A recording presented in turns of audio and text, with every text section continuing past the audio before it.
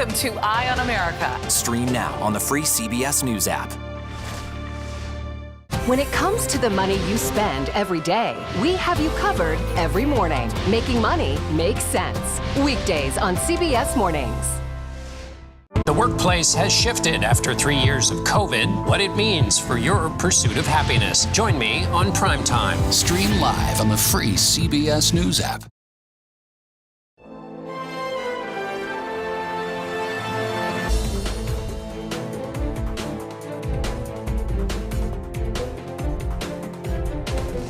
Majority opinion among Senate Republicans is that the United States has a vital national security interest there in stopping Russian aggression. To say this doesn't matter is to say that war crimes don't matter. The last thing we need is a bully with nuclear weapons feeling like he's emboldened. The failure of the bank and New York's Signature Bank are raising fears of contagion. We just need to put those tougher constraints back in place and tell the regulators to toughen up against banks of that size. Protesters gathered at this Texas courthouse where a conservative federal judge is considering a case that could halt nationwide use of the abortion pill mifepristone. Bank and liquidity, those words fit so nicely together, calmly, cozily. But you add the words contagion and crisis nearby, and suddenly things get volatile, not only in stock indexes, but in the psychology of businesses large and small, and most certainly within the political class. Welcome to Red and Blue. I'm Major Garrett in Washington. We thank you for joining us. We'll get to all that in a minute, but first, a divide is appearing within the Republican Party on Capitol Hill, and it involves the person many suspect might pose the biggest challenge to former President Trump's bid for a nomination for the Republican Party for the 2024 presidency. Florida Governor Ron DeSantis told Fox News' Tucker Carlson earlier this week that supporting Ukraine is, quote, not a vital U.S. interest. Some Republican lawmakers are in favor of halting support for Ukraine, but DeSantis' comments have put him at odds with a good number of Senate Republicans. Let's listen. I think the governor of Florida has been a great governor, but in my opinion, if you don't get Ukraine right, this is a chance to stop Putin before it gets to be a bigger war, and China's watching. I don't want America to be the world's policeman, but I don't want Vladimir Putin or Xi Jinping to be the world's policeman either. For more on all this, Nancy Cordes, Scott McFarland, and Ed O'Keefe join us now. Let's get through our titles first. Nancy, Chief White House Correspondent for CBS News. Scott, CBS News Congressional Correspondent. And, of course, CBS News Senior White House and Political Correspondent. Okay, now that that's done with, Scott, let me start with you. How big of a deal was this on Capitol Hill? Because as you know, and many Capitol Hill reporters know, Senate Republicans would scurry in all sorts of directions given the chance to criticize former President Trump then and now. Didn't seem to have any hesitation to criticize the Florida governor. How big a deal is this, Major? Really good question, because in the past 48 hours, we've been asking every Republican senator we can find about this issue, which makes it a big deal for them here at the Capitol this week. As we look ahead to the primary battle for 2024, we can see the denialism of the 2020 election and the insurrection as being possible wedge issues for Donald Trump and his opponents. But here and now comes an actual policy wedge issue, perhaps no bigger policy, whether to spend U.S. tax dollars by the billions to support Ukraine. This is a divide inside the Republican conference, no matter what members will say. We pressed John Thune, the Senate leader, today during his press conference about what he makes of what Ron DeSantis said. Take a listen to what John Thune responded. I think that there are lots of different opinions on U.S. involvement in Ukraine, but I think the majority opinion among Senate Republicans is that the United States has a vital national security interest there in stopping Russian aggression, and that's certainly the view I have. This has all the makings of a supremely impactful and important wedge issue, but if Governor DeSantis presses this further, continues to take a hard line on cutting funding for Ukraine, he is, in essence, aligning himself with members of the House Freedom Caucus, the same members who had first denied Kevin McCarthy the speakership. Think Matt Gaetz, think Marjorie Taylor Greene, and an endorsement today for Governor DeSantis from another of those Freedom Caucus members, Chip Roy, Republican from Texas. That endorsement comes not with any words or language about Ukraine, But clearly, there is a symmetry between those viewpoints and what Governor DeSantis said about Ukraine, Major. Scott, with your permission, I want to ask you about a story that you've been keeping us apprised of here at CBS. The federal manhunt for someone named Roy McGrath. What is that about? This is a profoundly peculiar story. Roy McGrath was once chief of staff to the governor of Maryland, most powerful state official potentially in the bureaucracy in Maryland, and he was accused and charged with fleecing taxpayers, of taking European vacations when he said he was on the clock, of somehow getting a $250,000 severance from a state agency to become Larry Hogan's chief of staff, and allegedly lying in the process to get the money. And trial was supposed to begin Monday morning in Baltimore for Roy McGrath, and he didn't show.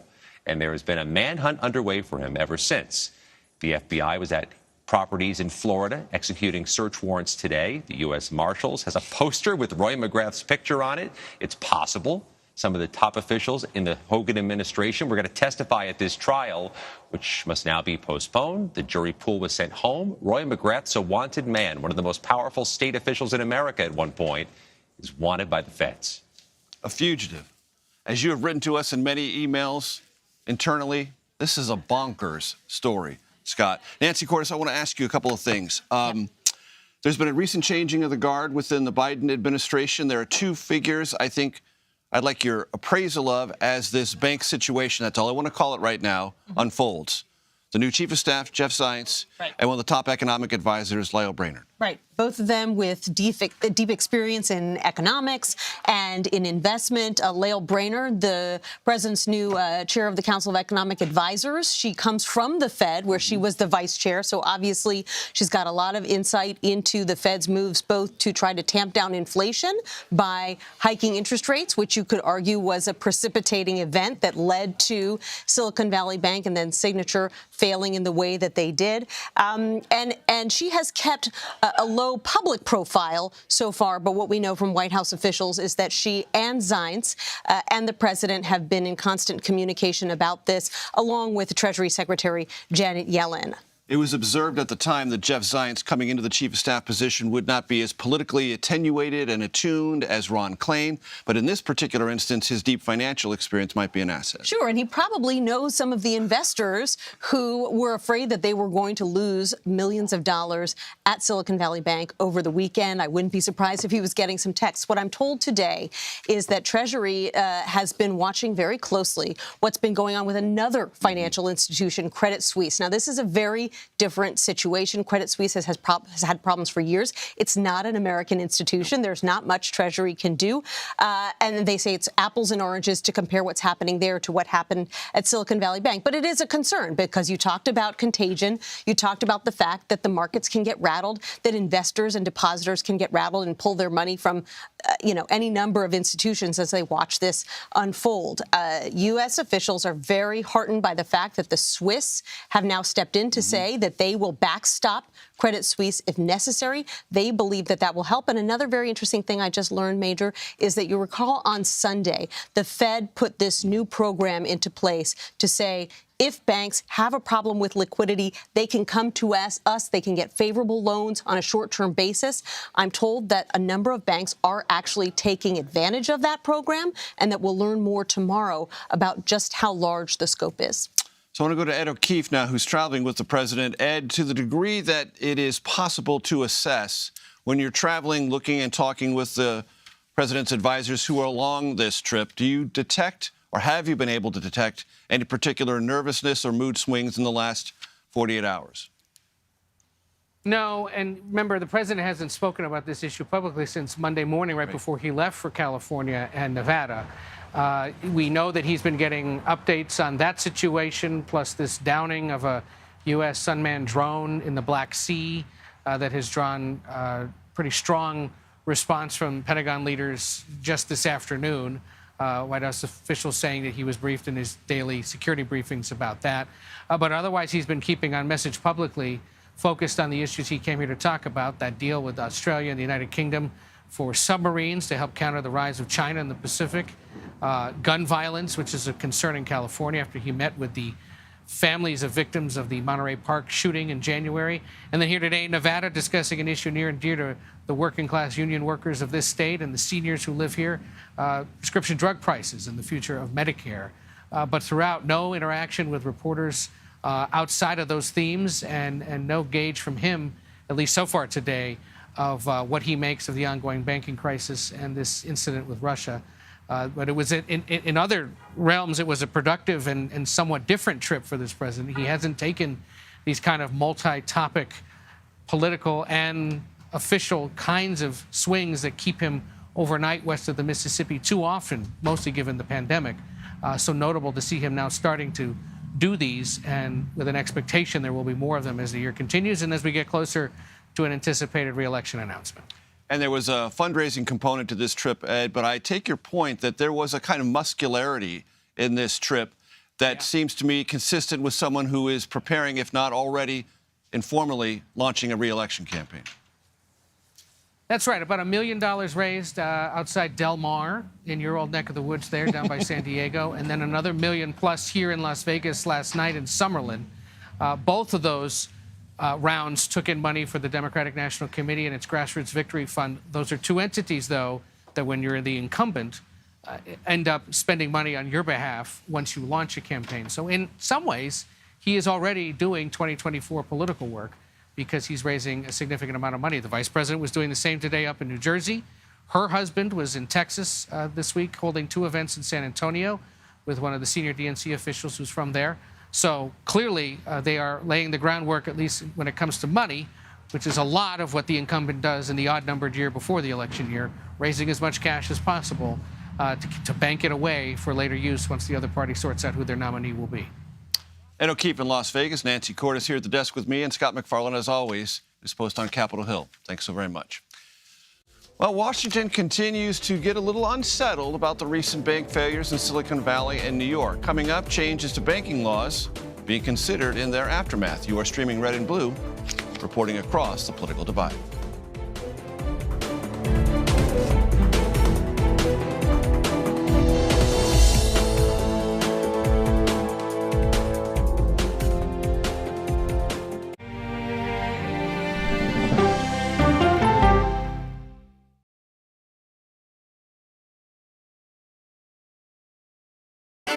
Hey there, welcome to The Uplift. I thought she was a groom, and I stepped back and I went, oh, you're the queen. She's going to be with me every instant that I'm alive. I just wanted to see if you'd go to Disneyland with me today. I look over at him and he's smiling. I'm going to remember that the rest of my life. They told us when he was going to be born, he was only going to live for 30 minutes. It's really a miracle that he's with us today. The Uplift. Stream now on the free CBS News app. When you wake up in the morning, we want to be your go-to team. On our places, bright, shiny faces. I don't go to work in the morning. I go for coffee with my two good friends, and we talk about the world. Your morning routine just got better. CBS Mornings. An original documentary from CBS reports. I always tell people that Twitter would not be Twitter without Black Twitter. It's just us being in fellowship with each other. And there becomes a conversation you don't want to be left out of. People really started to recognize the power of activism on Twitter. Based on that one tweet, the hashtag #OscarsSoWhite was trending around the world. If anything has really powered Black Twitter, it's been humor. If your food ain't right, oh, we're going to tell you about that too. We tend to create change, create culture and cool. That's how movements happen on Black Twitter and go beyond more than that. Black Twitter, the Twitterverse that changed a generation. Now streaming on the free CBS News app. You ready? A generation of kids opens up on CBS Reports. I just want to be like a regular kid. Their world, their struggles, their voices. What if I was white? A lot of people like to call names and make you feel ashamed for being proud of who you are. Now streaming Gender. I did not realize that you could change your gender. Realizing how you feel. You can be a boy, sometimes you feel like a girl, sometimes you feel like both. Redefining who you are. I identify as trans. Gender fluid. Non-binary and queer. Is the idea of gender a thing of the past? And to be yourself, always, no matter what anyone says, I love you. Are the kids all right? Gender. Now streaming on the free CBS News app. Stories that inform. You can be really old at 60, and you can be really young at 85. Inspire. How do we unlock the power within ourselves to be who we want to be? And brighten your day. The best part of fame is making people feel good. Always send the people home happy. Make every day a little more like Sunday morning. Here comes the sun. Stream now on the free CBS News app.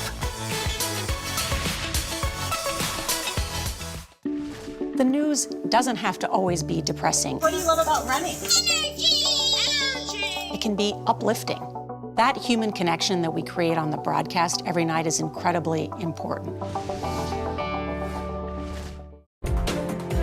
Welcome back to Red and Blue. Lawmakers on both sides of the aisle are expressing, from different points of view, outrage over the collapse of Silicon Valley Bank and debating changes to regulations passed in recent years. We now have evidence of what happens when you ease up on the regulation for banks of that size. We just need to put those tougher constraints back in place and tell the regulators to toughen up against banks of that size. If the management of Silicon Valley Bank had known the difference between a banking textbook and an LL Bean catalog, Silicon Valley Bank would have never bought securities that are so sensitive to interest rate without hedging that risk. Congressman Brendan Boyle joins us now. He is a member of the House Budget Committee. He's actually the ranking Democrat on that committee. Congressman, good to see you. So it's been a volatile day within the conversation in America about banking and on the markets.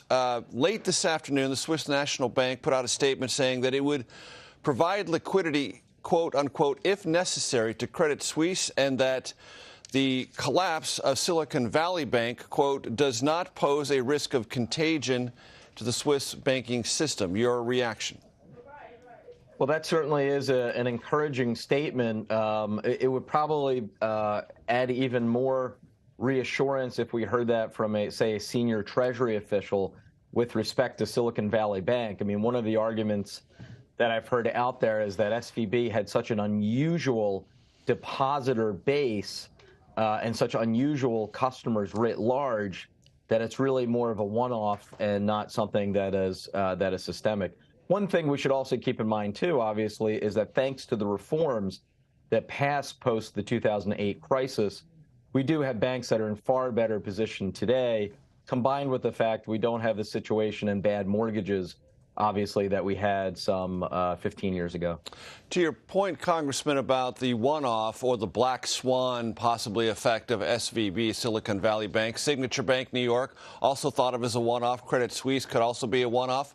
But anyone who's been to a pond just tells you 3 black swans cause alarms. Yeah, a few more one-offs, and suddenly we're not talking about isolated incidents. So from my perspective as the ranking member of the Budget Committee, it only strengthens my resolve that we do not need any drama this year when it comes to either the budget or especially the raising of the debt ceiling. We do have skittishness and nervousness right now in the markets. Washington, D.C. should do nothing that would add to it. We're going to get to that in a minute, but I want to take you back to May of 2018. There was a bill on the floor of the House for final passage. It was cleverly entitled the Economic Growth, Regulatory Relief, and Consumer Protection Act. It changed some of the Dodd-Frank requirements on capital that smaller regional banks had to keep on hand. You voted against it. 33 House Democrats voted for it. It passed Congress, and President Trump signed it. To what degree do you assess the SVB and Signature Bank collapses to that change in regulatory policy? Well, first, I'm very proud of my no vote. I think the events of the last week have vindicated that decision. Second, given that SVB was at approximately $200 billion in combined assets, under the old rules, in other words, had that piece of legislation not passed in 2018, they would have come under further scrutiny. But the new law that was passed 5 years ago that I voted against raised the limit from $50 billion to $250 billion, meaning SVB escaped the greater scrutiny or further stress tests that it needed to face. That obviously was a tragic mistake. So the contours of this banking volatility have already begun to play themselves out politically. Republicans say it's Biden inflation that is at the root cause of this. You just said we don't need any instability or lack of confidence about raising the debt ceiling. How do you expect that politics to play out? Yeah, well, I think some of my Republican colleagues were busy saying it was wokeness that brought about a bank failure. And I give them credit for creativity. It wasn't any of those things. There's one other element we have to throw into this, and that is COVID. Coming out of COVID, of course, we have seen an incredible spike in inflation, the highest in more than 40 years. Now, fortunately, here in the United States, it has been coming down from its peak in August. But because the Fed has raised rates by such a large degree in such a short period of time, I do worry that there are unintended consequences that come along with that. Obviously, the management of SVB made a tragic mistake in investing so much in 10-year treasuries and then got caught once there was a big increase in those rates. So as we look to the future and the sort of things that will affect our further economic growth, we have to throw in the Fed into the mix. And before I let you go, Congressman, there has been some talk in Congress about increasing FDIC protection for depositors, perhaps making it universal. It's currently, as you well know, $250,000 per depositor. Where do you come down on that? You know, this is very interesting. There might be some potential for bipartisan action here. One of the things, and I haven't committed myself to this yet, but I'm very interested in any sort of legitimate proposal that, say, would increase that $250,000 to $500,000 or $1 million. I just want to make sure, though, it doesn't involve taxpayer money. In my view, you would increase the insurance charge that banks pay into the FDIC and use that to offer greater protection to depositors. That's the sort of thing that really could give a boost of confidence to depositors right now. Congressman Brendan Boyle, ranking Democrat on the House Budget Committee. We thank you, sir. Thank you. A hearing in federal court in Texas today could have major implications for abortion access nationwide. Coming up, what happened inside the courtroom. You are streaming Red and Blue.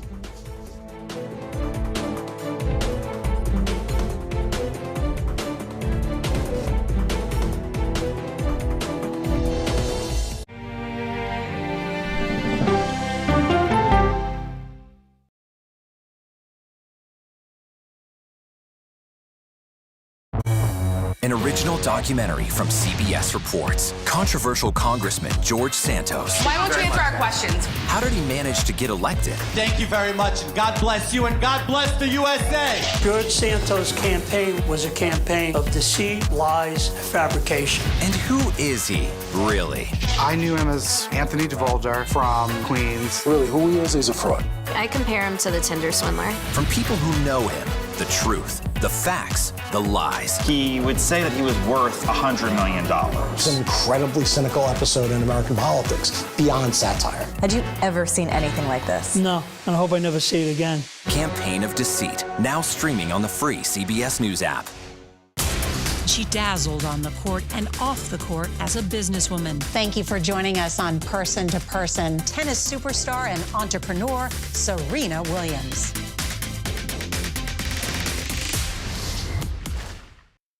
An original CBS Reports documentary. I asked my students, what are we going to do about racism in the United States? The backlash over teaching about racism in American schools. I don't think it has any place in the classroom. We can either pretend and say, no, we're not racist and we're all great people, or we can actually start to do the really, really hard work of addressing it. How did you lose your job? I made the statement that white privilege is a fact. Is it helping diversity and inclusion? When you bring in different people's stories and experience, it enriches education. If you don't talk about something, it doesn't go away. Or driving us further apart? What schools are doing to our children in the name of anti-racism is in fact teaching them racism. The intention is to put us in this war against each other. An original CBS Reports documentary, streaming now.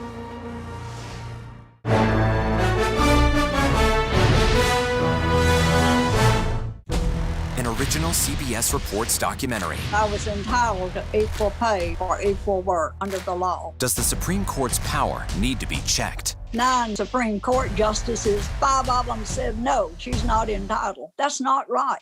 Calls to fix the court tend to go along with the politics of the moment.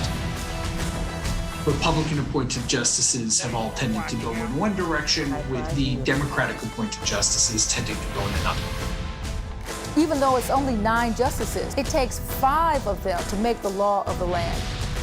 Does it have political impact? True. Political intent? Probably not true.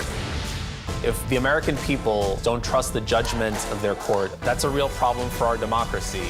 An original CBS Reports documentary streaming now.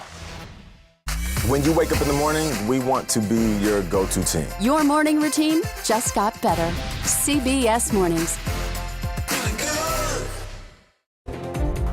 Welcome back to Red and Blue. A federal judge in Texas today heard arguments in a case that could impact the future of a frequently used and therefore well-known abortion pill.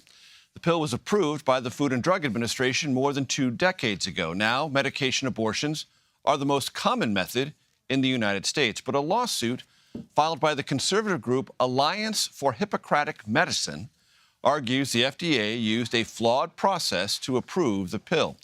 CBS News correspondent Christina Ruffini joins us now outside the courthouse in Amarillo, Texas. Christina, thanks so much for being with us. Break down what happened in the courtroom today. Today was really the hearing where it has been leading up to these arguments. For about 90 minutes, we heard from the plaintiffs, who's that anti-abortion rights Christian group that you mentioned, and they're arguing that the FDA rushed the approval of this drug that's been on the market for more than 20 years.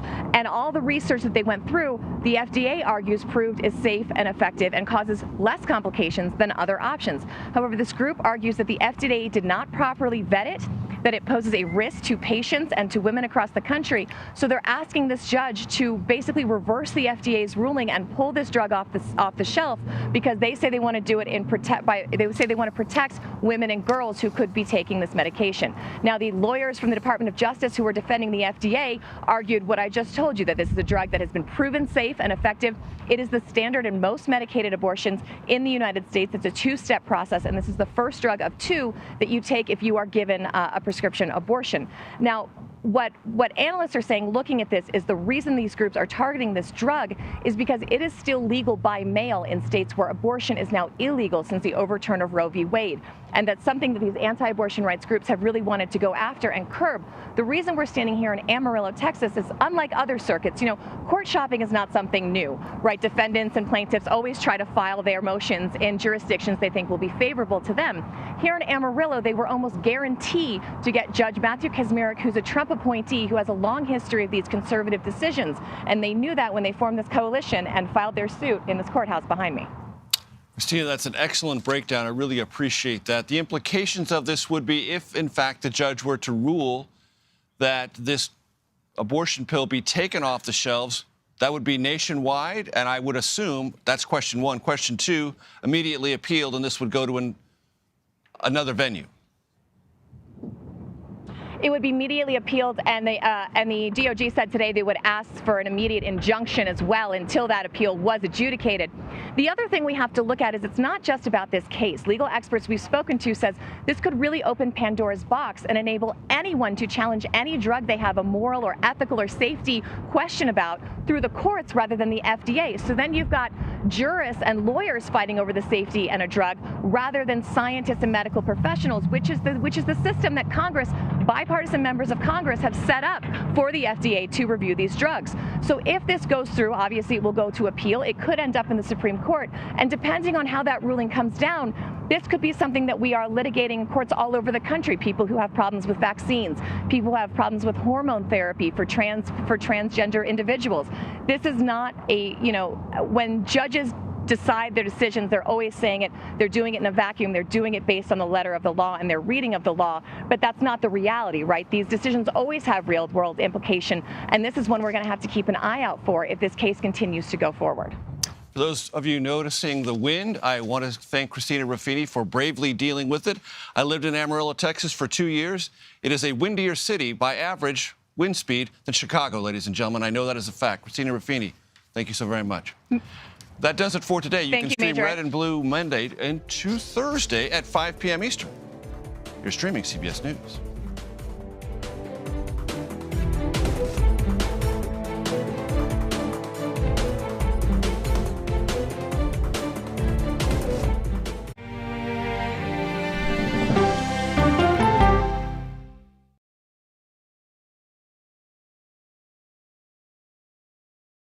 In today's Money Watch, business analyst Jill Schlesinger is here to help. How do you even begin to make the best use of your money? If you've got a match from your employer, don't give away that money. $G